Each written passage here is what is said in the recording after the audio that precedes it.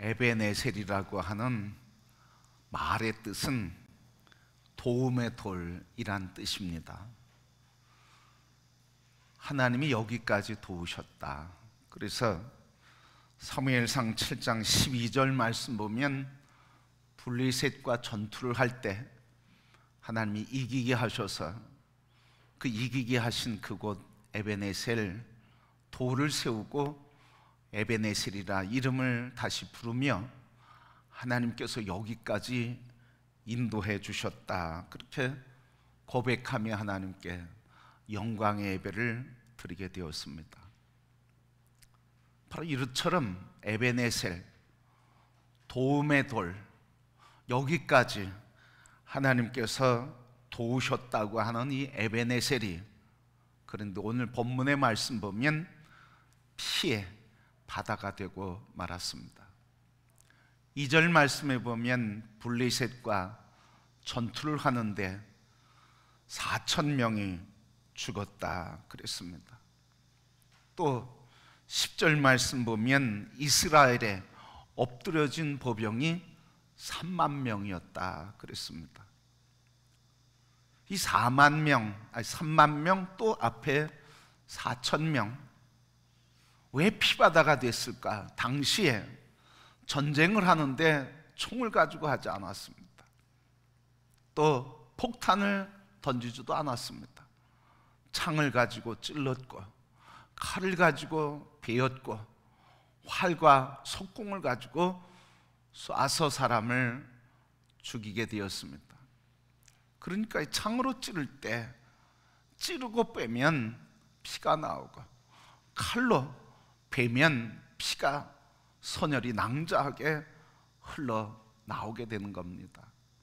그런데 한두 명도 아니라 이 에베네셀 전투지역에 3만 명, 4,000명, 3만 4천 명이 그곳에서 전사했으니 그 전사한 사람들의 숫자로 보면 그 땅이 피로 물들었고 피바다가 되었다고 하는 말이 맞을 것입니다.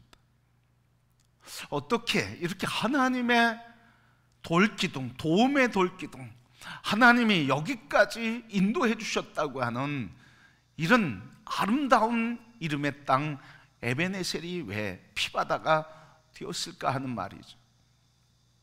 오늘 이 피바다가 된 에베네셀, 어떻게 하면 다시 하나님께서 도우시는 그 찬양이 넘치는 땅이 될 수 있게 할까 하는 말씀입니다.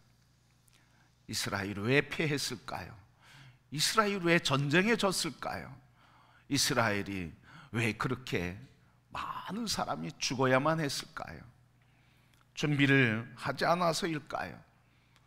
군인들을 훈련시키는데 제대로 하지 못해서일까요? 무기가 빈약해서일까요? 아니면 전쟁을 하는 전략이 없어서였을까요? 왜 이렇게 수많은 사람이 피를 흘리며 죽어야 했을까 하는 겁니다. 오늘 우리가 예수를 믿으면서 예수 믿으면 잘 된다, 복된다, 그렇게 말하고 있습니다. 그런데 정작 예수를 믿으면 우리가 느끼는 것 다 이전과 같이 동일한 문제가 있고, 이전과 같이 동일한 건강의 문제, 또 실패와 성공의 문제, 그리고 아픔과 기쁨의 문제, 잘 되고 잘 안 되는 동일한 문제가 우리에게 있습니다. 오늘 우리의 인생을 통해 하나님께서는 하나님 나라를 이루는 영광스러운 백성으로, 또 이 땅에서 하나님의 기쁨이 되는 백성으로 세워주고 그 역사를 이루고를 원하시는데, 우리는 인생을 살면서 자주 넘어지고 맙니다. 왜 우리의 인생은 이렇게 넘어지며 살까요? 왜 오늘 우리의 인생은 하나님께서 우리를 통해 영광스러운 계획을 갖고 계신데 왜 우리는 피를 흘리는 싸움을 하며 아파하며 갈등하며 눈물을 흘리고 있을까요?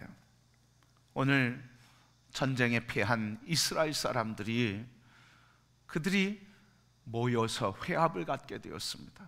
특별히 이스라엘의 장로들이 그 지역마다 또 지파마다 그 지역에 있는 우두머리가 되는 사람이 장로 역할을 했는데 그들이 모여서 회의를 하게 됐습니다. 오늘로 얘기하면 국가방위와 재건을 위한 비상대책위원회쯤 되겠죠. 비상시국에 국가를 어떻게, 이 전쟁의 상처를 어떻게 위로하고 감싸주고 다시 블리셋과 싸워서 이길 수 있고, 그래서 이 국가를 어떻게 하면 보존할 수 있을까? 그래서 비상대책위원회로 모이게 되었습니다.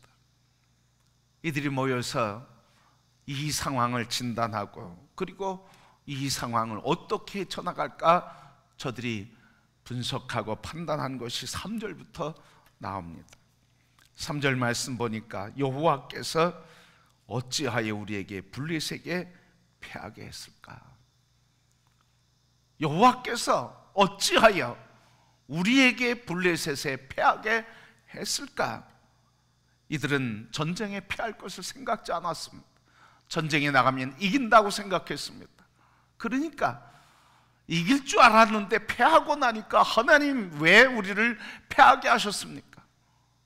그렇게 하나님 앞에 단식하며 얘기하고 있는 겁니다. 그래서 내린 결론이 3절 후반절인데 여호와의 언약궤를 실로에서 우리에게로 가져다가 우리 중에 있게 하여 그것으로 우리를 우리의 원수 손에서 구원하게 하자 하니, 저들이 진단을 내리는데 전쟁에 패한 이유가 한 가지라는 거죠. 왜 패했다는 거예요? 하나님의 언약궤가 우리 진영에 없기 때문이다. 그러니 처방을 내렸는데 그 처방은 뭐예요? 언약궤를 가져오고 진중에 가져오고 그 언약궤가 들어오면 전쟁에 이길 것이다. 그래서 언약궤를 가져오게 했습니다. 이 언약궤가 들어오니까 이스라엘 백성들이 얼마나 기뻤는지 5절 말씀 보면 아주 큰 소리를 질렀다고 그랬습니다. 큰 소리를 질렀어요. 얼마나 큰 소리를 질렀는지 건너편에, 저 먼 건너편에 있는 블레셋 진영까지 들리도록, 그래서 그 소리가 너무 크니까 어찐 일인가 블레셋 진영이 깜짝 놀랄 정도로 소리를 질렀습니다. 무슨 소리를 질렀을까요? 큰 소리를 질렀다 그러는데 무슨 소리를 질렀을까요? 아마 이러지 않았을까요? 큰 소리로 여호와의 궤가 들어왔으니 이제 블레셋과 우리가 싸워 이겼다, 우리는 이겼다, 우리는 이긴다, 이제 복수하러 가자, 그렇게 소리 질렀을 거 아니겠습니까? 무슨 큰 소리를 질렀겠습니까? 하나님의 궤가 우리에게 왔으니 하나님이 우리를 이기게 하신다, 아마 이 소리도 했겠죠. 그 큰 소리에 블레셋 진영이 얼마나 놀랐는지 충격을 받았다고 표현했습니다. 7절 8절 말씀 보니까 블레셋 사람들이 두려워하여 이르되 신이 진영에 이르렀도다 하고 또 이르되 우리에게 화로다, 전날에는 이런 일이 없었도다, 우리에게 화로다, 누가 우리를 이 능한 신들의 손에서 건지리요, 그들은 광야에서 여러 가지 재앙으로 애굽을 친 신들이로다. 아주 두려움과 공포심에 빠졌어요. 왜? 하나님의 신, 하나님, 그분은 광야에서 가는 곳마다 모든 전쟁을 이기게 하셨어요. 그러니까 블레셋 진영이 두려울만 하죠. 하나님의 궤가 앞서서 가면 광야에서 이길 자가 없었으니까요. 그것을 아느니 블레셋 진영은 놀라 절망에 빠지게 된 것입니다. 큰 충격에 빠져서 어떻게 해야 되는가, 그러면서 저들이 대책을 세웠는데 우리 기습작전을 펼치자, 너희들은 용사가 돼야 기습작전을 하자, 우리가 용사가 돼서 저들을 정복하지 않으면 저들에게 우리가 정복당의 노예가 될 것이다 하면서 기습작전을 펼쳤는데 거기서 죽은 사람, 이스라엘 백성들이 거기서 3만 명이 죽게 된 것입니다. 성도 여러분, 이때 이스라엘 사람들은 3만 명이 죽고 또 무슨 일이 있었습니까? 여호와의 법궤, 여호와의 궤를 빼앗겨 버렸어요. 그리고 엘리의 제사장 두 아들 홈니와 비느하스가 전사를 하게 됐어요. 그리고 이 이야기를 들은 엘리는 나중에 의자에 앉았다가 그 소리를 듣고 충격을 받아서 의자에서 쓰러져 목이 꺾어져 죽음을 닫게 되었어요. 여러분, 왜 이스라엘은 패했을까요? 왜 이스라엘? 하나님의 법궤를 가져놨는데 하나님의 법궤는 정말 아무 효력이 없던 것일까요? 하나님의 법궤만 있으면 지금까지처럼 이길 줄 믿었는데 그 믿음도 잘못된 것일까요? 두려움에 빠지게 했던 이 하나님의 법궤, 그 법궤에 하나님은 어디 계셨을까요? 오늘 이 말씀을 보면서 이 에베네셀이 하나님이 여기까지 인도했다고 하는 돌기둥을 세웠던 기념의 지역이었는데 피바다가 됐던 이 아픔과 절망의 자리, 우리가 신앙생활하면서 인생의 문제를 만날 때 우리는 많은 아픔을 경험합니다. 사람 관계에서 오는 아픔, 물질에 오는 아픔, 또 마음에 내면에 해결되지 않는 문제 때문에 아픔, 우리는 인생의 많은 문제를 경험하게 되는데 이 문제 속에서 피바다가 아니라, 눈물바다가 아니라, 아픔의 바다가 아니라 어떻게 하면 도우시는 기둥, 도우시는 돌, 하나님께서 여기까지 도우셨다고 하는 기념비와 찬양의 기념비를 세울 수 있을까요? 오늘 성도 여러분, 우리 인생에 만나는 모든 문제가 우리의 삶을 아픔과 눈물과 절망의 바다로 빠뜨리는 것이 아니라 도우시는 하나님의 돌, 여기까지 인도하시고 도우시는 하나님의 에베네셀의 찬양의 문제와 찬양의 역사의 자리가 다 될 수 있기를 주님의 이름으로 축복합니다. 어떻게 하면 우리의 인생에 만나는 문제, 에베네셀, 하나님께서 여기까지 도우셨다고 승리의 노래가 되게 할 수 있을까요? 오늘 본문의 말씀은 두 가지를 먼저 얘기해 주고 있습니다. 어떻게 하면 여기까지 도우셨다고 하는 하나님의 도움을 받을 수 있을까? 왜 저들은 이 하나님의 도우심을 받지 못하고 피바다가 되는 아픔을 경험했을까? 첫 번째, 이스라엘 장로들은 하나님을 찾았지만 하나님께 묻지 않았습니다. 3절 말씀에 있는 것처럼 어찌하여 여호와께서 우리를 블레셋에게 패하게 하셨을까? 하나님을 불렀습니다. 그런데 부른 이유는 원망 때문에 부른 거예요. 하나님 이기게 하실 줄 알았는데 하나님 왜 패하게 하셨습니까? 따지기 위해서 부른 거예요. 하나님을 불렀지만 제대로 하나님의 뜻을 묻지 않았어요. 왜 전쟁에 패했는지 묻지 않았다 하는 말씀이죠. 패하게 하셨는지 진정으로 묻지를 않았어요. 여러분, 이스라엘 장로들의 결정적인 실수가 무엇입니까? 그것은 바로 하나님께 나와 하나님의 이름을 불렀지만 하나님께 묻지 않았다는 거예요. 하나님이 만군의 하나님이심을 믿습니까? 하나님이 우리를 이기게 하시기도 하고 패배하게 하기도 하고 우리의 삶의 주권자이심을 믿습니까? 이기는 것도 하나님 뜻이라면 패배하는 것도 하나님의 뜻 안에 있는 것을 믿습니까? 그러면 패배했을 때도 하나님 뜻 안에 있다고 하면 하나님께 패배한 뒤에도 물어야 되지 않겠습니까? 승리한 것만 하나님 뜻입니까?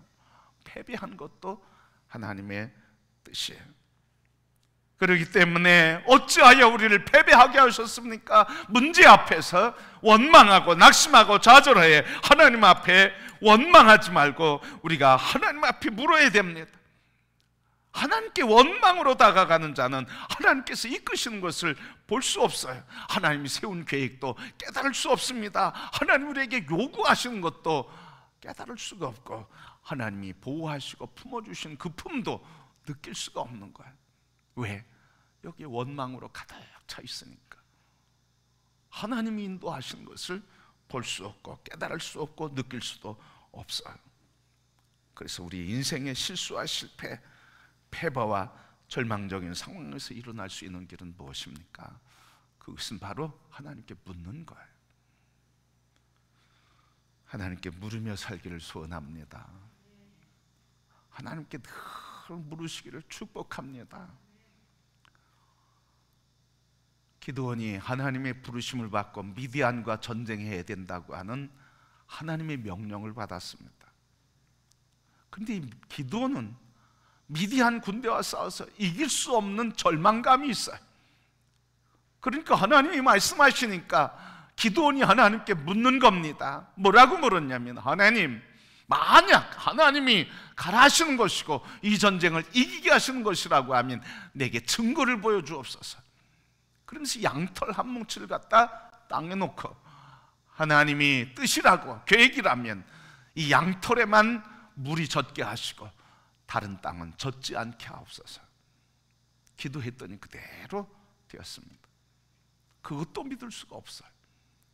그러니 이번에 하나님 거꾸로 양털만 뽀송뽀송하고 주변 땅만 적시게 이슬을 내리소서. 하나님이 그것 그대로 들어주셨습니다. 성도 여러분, 이게 우리에게 무엇을 말씀해 주고 있는 것입니까? 하나님께 물으면 하나님께서 답을 해 주신다고 하는 것을 말씀해 주고 있습니다.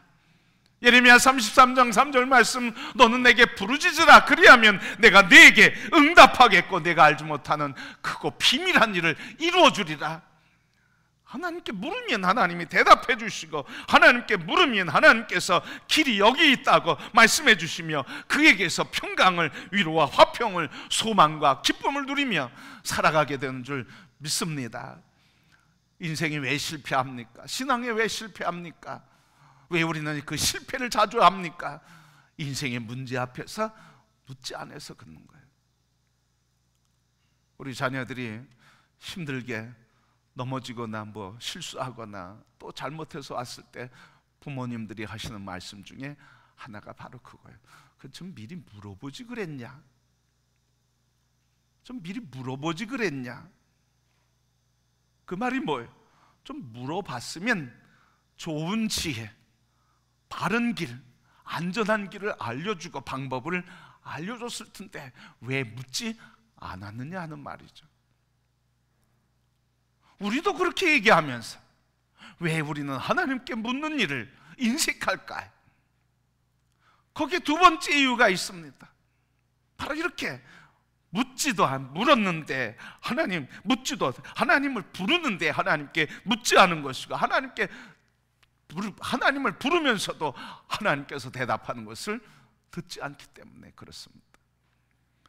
오늘 3절 상 말씀 보면, 여호와께서 어찌하여 우리에게 블레셋에게 패하게 하셨는고, 여호와여 왜 우리를 전쟁에 패하게 하십니까? 하는 원망이기도 하지만 하나님께 묻는 거예요. 왜 패한 겁니까? 묻는 뜻이 또 있죠. 근데 묻는데 왜 하나님의 음성을 듣지 못합니까? 물었는데 이 이스라엘 장로들은 하나님 뜻이 아니라 자기들이 방법과 해답을 갖고 있었기 때문에 하나님의 음성을 들을 수가 없어요. 여러분, 하나님의 음성이 안 들리는 게 아니에요. 하나님의 음성이 없어서가 아니에요. 하나님이 말씀하지 않아서가 아니에요. 하나님은 항상 우리에게 길이 되어주시고 빛이 되어주시고 말씀해 주시고 가르쳐 주십니다. 단지 우리가 우리의 길에 답을 갖고 있기 때문에 하나님의 음성이 안 들리는 거예요. 들으려고 하질 않는 거죠. 오늘 말씀해 보니까 그래요. 여호와여 어찌하여 우리를 블레셋에게 패하게 하셨습니까? 하면서 이스라엘 제사장, 이스라엘의 장로들이 곧바로 대안을 마련하는 게 뭡니까? 하나님의 궤가 여기 없기 때문이라. 그러니 하나님의 궤를 가져다 놓으면 승리할 것이다. 여러분, 대답을 갖고 있는 사람은 하나님께 묻지 않아요. 물어도 내 대답을 요구하지, 내가 원하고 내가 결정한 답을 들으려고 그러지 하나님이 답하시는 것을 들으려고 하질 않아요. 그러니까 내가 답을 갖고 있는 사람은 하나님의 음성을 듣기가 어렵습니다. 하나님이 말씀하지 않아서가 아니라 내가 원하는 답을 여기 붙들고 있으니까 다른 답이 안 들리는 거예요. 제가 목회하면서 가장 큰 실패는 바로 이거였어요. 하나님께 기도는 했지만 하나님이 인도하시고 가르쳐 주시는 것을 들으려고 하지 않고 내가 원하는 것만을 요구했어요. 내가 원하는 것만 붙들고 이렇게 해달라고 그랬어요. 그리고 그 원하는 것 그렇게 될 줄 내가 믿고 그대로 하다 실패했어요. 돈이, 사업이 부도가 나는 것만 실패가 아닙니다. 오늘 하나님의 말씀을 듣지 못하는 게 우리 그리스도인들에게는 실패라는 거예요. 오늘 이렇게 장로들은 전쟁에 패한 이유를 물었는데 하나님이 말씀하신 것을 듣지 못했어요. 왜? 자기의 자신이 해답을 갖고 있기 때문에 그렇습니다. 그럴 만도 해요. 왜요? 광야를 걸어갈 때 구름 기둥과 불 기둥이 인도하면서 행진할 때 어떻게 했습니까? 하나님의 궤를 메고 앞장서서 갔고요. 전쟁할 때도 그랬고요. 요단강을 건널 때도 그랬고요. 여리고성을 돌 때도 그랬어요. 하나님의 궤를 중심으로 움직였어요. 그러니까 다 길이 열리고 이겼어요. 그러니까 이번에도 이길 거라고 생각한 거죠. 그런데 여러분, 거기까지뿐이에요. 우리도 모르게 하나님을 경외하고 하나님의 이름 앞에 무릎 꿇기보다는, 그래서 하나님의 뜻으로 인도하심 받고 하나님의 길을 가기보다는 그냥 관습적이고 관례적이고 습관적인 껍데기 신앙으로 살 때가 있다 하는 말씀이에요. 하나님 없이 껍데기만 남아있어. 예배를 드리면서도 하나님에 대한 감격과 감사와 기쁨과 영광과 찬양과 경배보다는, 두려움과 떨림보다는 그냥 내 몸이 앉아있는 껍데기만 있을 수 있다는 거예요.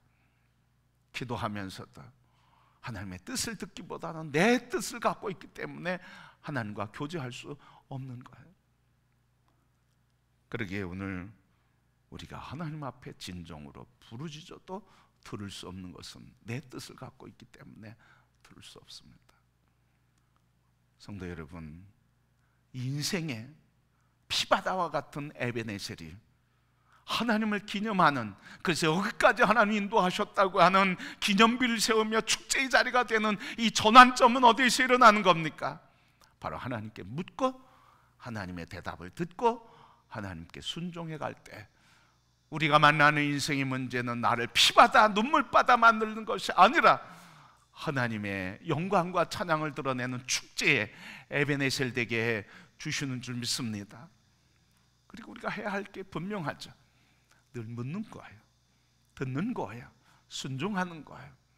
그래서 말씀 앞에 서는 거예요. 우리 신앙생활 하면서 돌아보면 내가 말씀 앞에 선 적이 언젠가, 이 말씀을 펼쳐놓고 들으며 두려움과 떨림으로 주님을 만난 경험은 언제 있는가? 주님이 말씀 앞에서 내 죄를 발견하고 두려움과 떨림으로 내 가슴을 찢으며 가슴을 치며 애통하며 눈물을 흘려 회개하던 때는 언제였는가? 주님이 날 사랑한다고 하는 그 말씀 앞에서 절망하고 낙심하고 외로움에 떨 때 그 사랑 앞에서 기쁨과 감격으로 주님을 찬양했던 적은 언제인가? 인생의 실패 앞에서 어디로 가야 할지 모를 때 주님이 이 말씀을 통해서 내가 길이다, 너는 나를 바라보라고 말씀하시는 말씀을 붙들고 이 말씀 붙잡혀 그 길을 담대하게 걸어갔던 적은 언제인가? 성도 여러분, 말씀 하나님 앞에 물을 때 그분은 대답해 주십니다. 무엇에서 길을 찾겠습니까? 어디에서 답을 얻겠습니까? 내 대답 붙들고 인생 살겠습니까? 그 인생은 눈물과 아픔과 외로움과 피해 바다가 될 수밖에 없습니다. 그러나 내가 길이 없는 것 같아 보여도, 인생의 절망과 수렁에 빠진 것 같을지라도 하나님 앞에 엎드려 그분의 말씀을 듣고 그분의 말씀에 순종할 때 거기가 바로 하나님이 여기까지 인도하시고 승리케 하시는 찬양의 바다 되게 주시는 줄 믿습니다. 성도 여러분, 오늘 우리 하나님 앞에 나갑시다. 그분 앞에 구합시다. 그분 앞에 엎드려서 들읍시다. 그럴 때 하나님께서 부르짖는 자에게 내게 응답하시고 크고 비밀한 일을 우리에게 열어주시며 우리의 인생의 문제가 눈물의 문제가 아니라 기쁨과 찬양의 에바다가 되게 하시고 에벤에셀이 되게 하시는 은혜를 주실 줄 믿습니다. 제임스 어윈이라고 하는 아폴로 우주선, 아폴로 15호선 우주선을 타고 인류 역사상 4번째 달에 착륙한 사람이었습니다. 이 라버라고 하는 달 표면에서 움직이는 차 라버를 타고 달 표면 10km를 움직이면서 달 표면을 탐사했습니다. 성공적으로 달 탐사를 마치고 지구로 귀환할 때였습니다. 이 우주선 속도가 지구 대기권으로 들어오게 될 때, 지구가 그래서 가까워질수록 지구의 중력 때문에 이 우주선은 열이 엄청나게 올라가게 되고 아주 불덩어리처럼 돼 버리고 맙니다. 그래서 우주선 지구에게 안전하게 착륙하기 위해서 이 떨어지는 중력의 속도를 낮추기 위해서, 중력을 낮추기 위해서 우주선에다가 큰 낙하산 3개를 장착을 합니다. 그래서 이 어윈은 정해진 지점에 이르러서 낙하산을 펼치는 버튼을 눌렀습니다. 그런데 3개의 낙하산이 펼쳐져야 되는데 2개밖에 펼쳐지지 않았습니다. 이 소식을 미국의 나사 본부에 긴급하게 타전을 했습니다. 나사 본부에서는 비상이 걸렸습니다.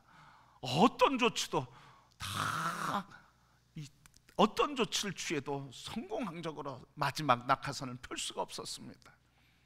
이것 때문에 이 나사에 있는 사람들 초긴장이 되고 어윈을 비롯한 동승했던 이 우주선원들도 긴장과 불안에 떨게 되었습니다.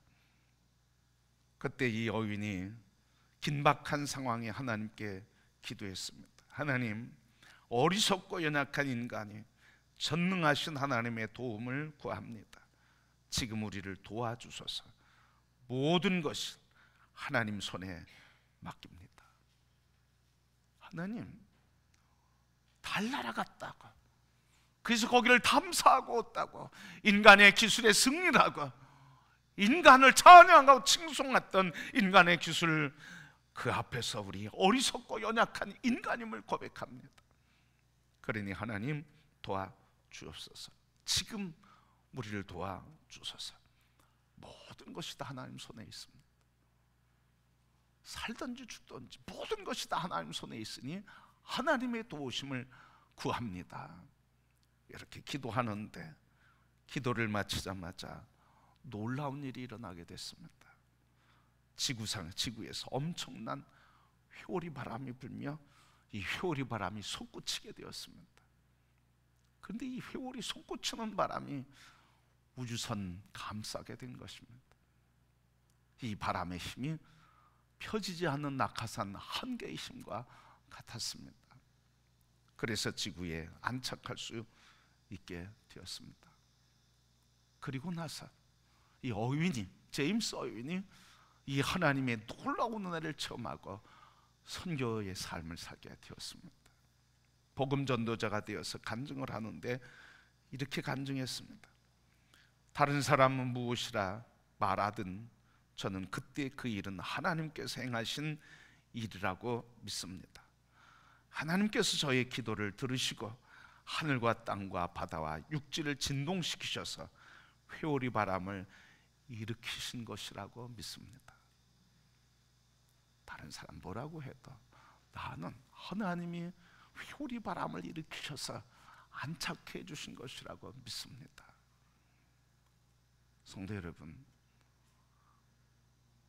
불행의 역사로 끝날 수 있었던 이 귀한의 순간, 바로 하나님께서 기도하는 그에게 피바다가 되고 눈물바다가 되고 슬픔바다가 될 그 귀한의 자리에 하나님께서 하셨다고 찬양과 영광과 경배, 에베네셀의 기념비를 되게 해 주신 줄 믿습니다. 어떻게? 부르짖으라, 내가 내게 응답하겠다. 너는 내게 물으라, 그러면 내가 너에게 대답해 주겠다. 오늘 하나님의 대답은 무엇일까요?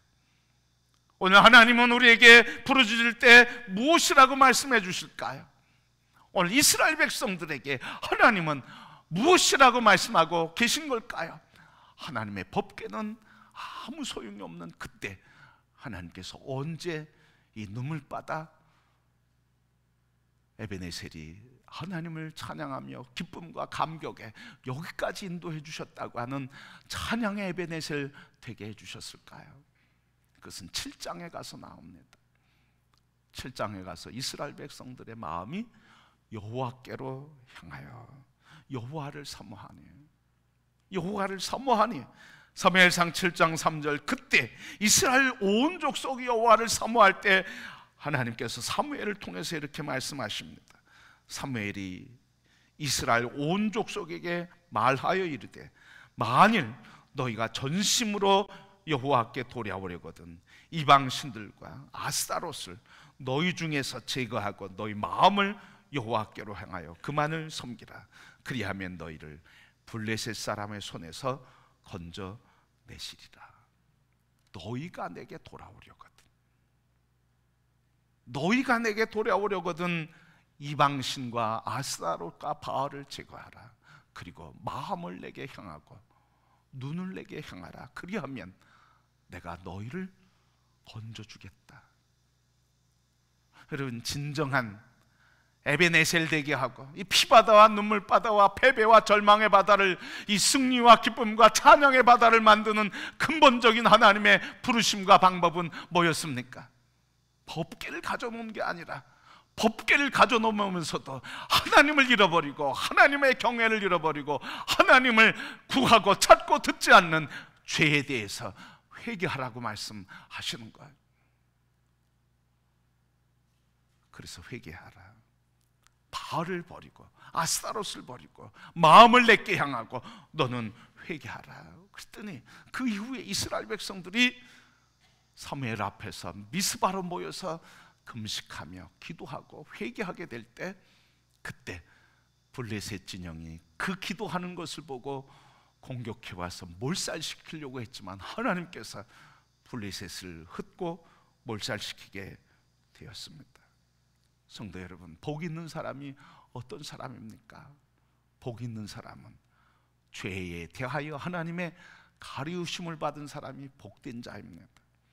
로마서 4장 6절 8절에 보니까 하나님이 의로 여기던 사람은 누구냐? 불법이 사함을 받고 죄가 가리워짐을 받은 사람, 주께서 그 진노를, 그 죄를 인정하지 않는 사람이라고 했습니다. 성도 여러분, 오늘 우리 실패의 인생, 눈물의 인생 바다에서 우리가 기쁨과 감격의 예배의 자리로 바뀌는 에베네셀의 기쁨은 어디서 옵니까? 바로 예수 그리스도께서 그의 십자가에서 우리의 모든 죄를 감당하시고 우리를 눈과 같이 희게 해주셨기에 우리는 그리스도 예수 안에서 항상 하나님의 은혜를 기뻐하며 노래하는 에베네셀의 기쁨의 예배를 드리게 되는 줄 믿습니다. 오늘 예수 그리스도를 바라봅시다. 그가 우리의 죄를 씻겨주신 보혈의 피를 바라봅시다. 그가 우리 안에 오셔서 우리를 의롭다 인정해 주시고 정결케 하시는 예수 그리스도를 바라봅시다. 더 이상 껍데기 가지고, 외형 가지고, 모양 가지고 이렇게 하면 하나님이 나를 사랑하고 축복하고 이기게 해주시겠지 아니라 우리의 주 예수 그리스도, 우리의 구원이신 예수 그리스도를 바라보고 그분을 붙들 때 우리의 인생은 실패에서 성공으로, 눈물과 피와 아픔의 바다, 거기에서 우리에게 기쁨과 감사와 찬양의 에베네셀의 노래를 부르게 하며 하나님의 이름이 영광 받으시는 인생 되게 하실 줄 믿습니다. 성도 여러분, 이제 우리 인생에 걸어가는 길, 언제 우리의 피눈물 에바다가, 에베네셀이 기쁨과 감격의 에베네셀로 바뀌게 됩니까? 그것은 하나님 앞에 묻는 것이고, 그것은 내 대답을 내려놓고 하나님 대답을 받아들이는 것이고, 그리고 근본적으로 우리의 죄를 용서하신 예수 그리스도 보혈의 피를 의지하게 될 때 하나님께 죄가 가리움 받음으로 은혜를 누리는 복된 인생 될 줄 믿습니다. 이제 예수 그리스도 안에서 하나님께 물읍시다. 예수 그리스도 안에서 주님 말씀하신 것을 들읍시다.